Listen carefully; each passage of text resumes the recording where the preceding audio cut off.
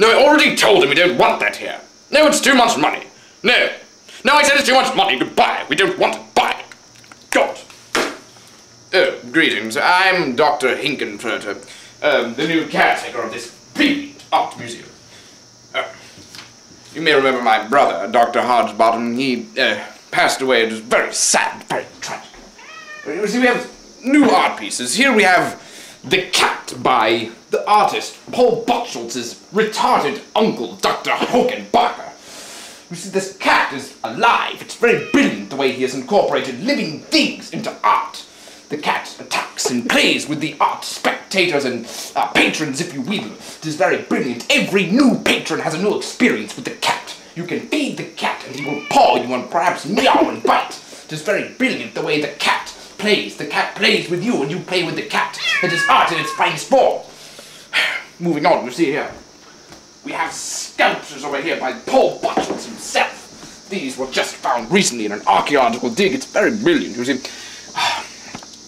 I'm sorry, I must have a sip of my bunny juice. I just get so excited. You see here we have, this is called The Golden Phallus by Paul Botschultz. We're not sure why it's called the phallus, because... God. At the eye of the spectator, there is nothing seemingly that has to do with phalluses, if you will, but we're sure there is some brilliant, deeper meaning that Paul Botschultz has in store for us. We're not sure what it is, but nonetheless we can appreciate the brilliant sculpture. The goldenness on the top of the greyness in the holes of all different shapes and sizes. It's just absolutely mind-boggling the way he's put that together, but it's already falling apart. And here you see we have, this is the Golden Rock Pot 2. We're not sure where the first one is, but it's rumored to be lost. The initials are PB. Paul Botschultz has initialed it for us, and the shells are supposed to fall off. It's part of the interactiveness of the art piece, if you will.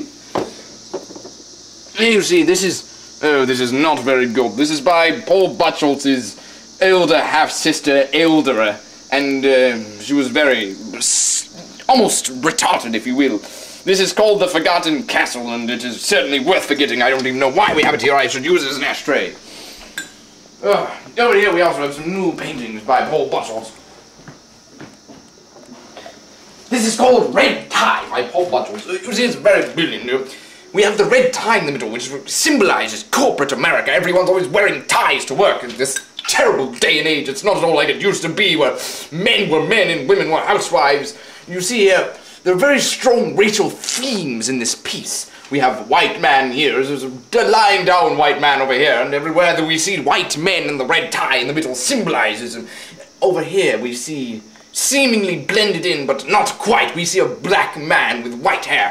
It symbolizes the inverse relationship of hair and skin color in our society. The black man is oppressed by all the white man, but we can't see it. It is all masked by the evilness of this corporate America. It's brilliant. It's funny because it's inspired another work by Paul Botschultz called The Dragon of the Red Tie, which is seemingly related to the red tie that we just saw. You see here we have the dragon. It is very opposite themes in this piece. We see multicolors. We have all kinds of different colors of people all come together in one great Chinese dragon to symbolize peace and unity in the world. It's very brilliant. Above, right above, we have this other piece by Paul Botschultz. It is called Battle with Red Boy. It is a very simple title. None of these titles are very hard to interpret and brilliant in their ingenuitous zealousness, in hiddenness. And here you see Boy Red Battle.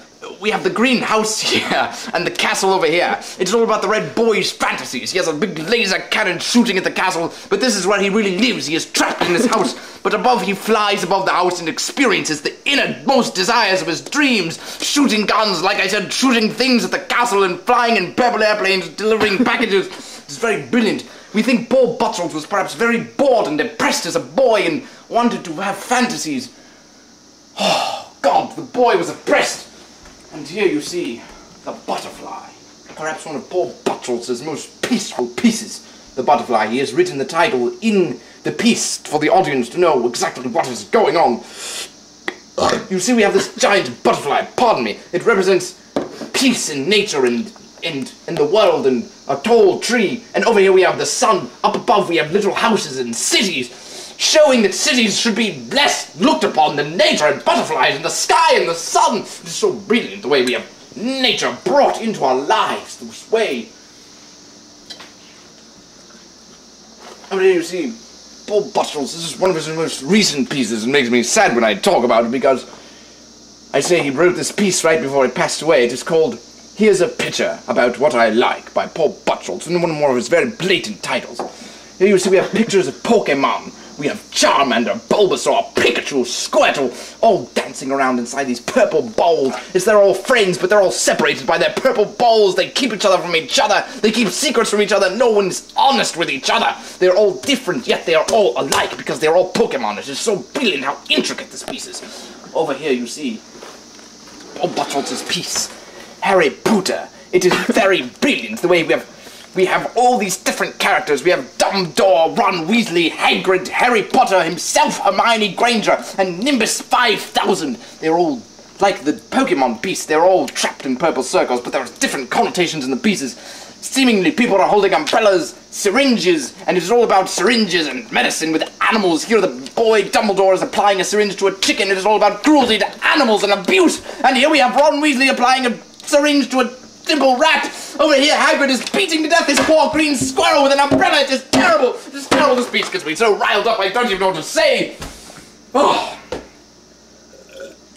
that's about it for Paul Buttrell. Oh, here's one more piece. One more series of pieces, actually. It is brilliant because the piece is all called Orange. Orange, orange, orange, orange. They're all one piece, yet seemingly there are four different things. Here you see in Orange we have the shapes darkness versus light, light versus evil, how they all collapse in one big solar explosion. And here it transfers peacefully. You go through the pieces like one big train of thought. Here we start with darkness and light, and then we peacefully transition into orange versus white, happy versus sad, what is going on, into confetti. It symbolizes party and Mardi Gras, party gras. Everyone in teenage years just goes to Mardi Gras and gets drunk and has sex, and that's all that they do, and throw confetti.